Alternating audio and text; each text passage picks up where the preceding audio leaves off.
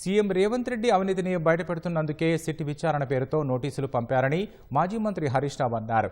హామీలు అవినీతిని ప్రశ్నిస్తున్నందుకే దృష్టి మళ్లింపు రాజకీయాలు చేస్తున్నారని ఆరోపించారు. ప్రభుత్వ బెదిరింపులకు భయపడేది లేదని ప్రశ్నిస్తూనే ఉంటామని స్పష్టం చేశారు. నైనీ బొగ్గు గనుల టెండర్లు మాత్రమే కాదు, అన్నింటినీ రద్దు చేయాలని న్యాయ వ్యవస్థపై నమ్మకం ఉన్నందున విచారణకు హాజరవుతున్నారని తెలిపారు. పంచాయతీ ఎన్నికల్లో రేవంత్ రెడ్డి అంచనాలు తప్పినాయి. 40% సర్పంచులు గెలిచి బీఆర్ఎస్ పార్టీ అద్భుతమైన విజయాన్ని సాధించింది. దాంతో ఆయనకు దిమ్మ తిరిగిపోయింది. ఈ మున్సిపల్ ఎన్నికల్లో కూడా మళ్ళీ బీఆర్ఎస్ పార్టీ బలమైనటువంటి ప్రత్యర్థిగా ఉంది కనుక ఈ డ్రామాలన్నీ షురూ చేసిండు.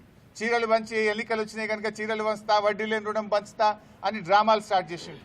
మాకు ఈ నోటీస్ ఇచ్చి ఫోన్ ట్యాపింగ్ కేసులో ఏదో ఉంది అనేటువంటి ఒక క్రైమ్ సినిమా సీరియల్ లెక్క నడుపుతా ఉన్నారు. 2 ఏళ్ల నుంచి డ్రామాలు ఆడుతున్నావు.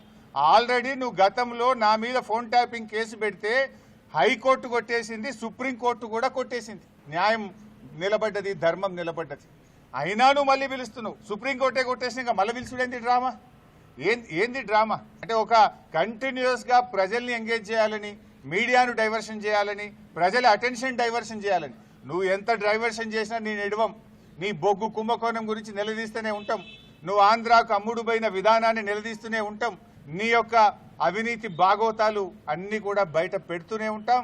6 గ్యారంటీల కోసం తెలంగాణ ప్రజల పక్షాన నిన్ను ప్రశ్నిస్తూనే ఉంటాం, నిలదీస్తూనే ఉంటాం.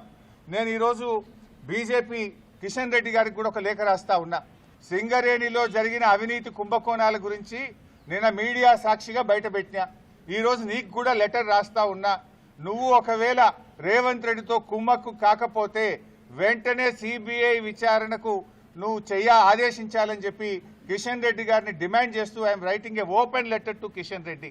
రేవంత్ రెడ్డి రాజకీయాల కోసం చేస్తున్నటువంటి ఒక డ్రామా సీరియల్ లాంటిదే తప్ప ఇందులో ఎక్కడ కూడా నిజం లేదు. అందువల్ల మేము ఎక్కడ భయపడం. ఎన్నిసార్లు పిలిచినా వెళ్తాం, ఎక్కడికైనా వెళ్తాం. మీరెంత ఇబ్బంది పెట్టినా ఈ తెలంగాణ ప్రజలకు అన్యాయం జరిగితే మేము ఊరుకోము. ఈ తెలంగాణ ప్రజల పక్షాన నిన్ను ప్రశ్నిస్తూనే ఉంటాం. నిన్ను వదిలిపెట్టే ప్రశ్నే లేదు.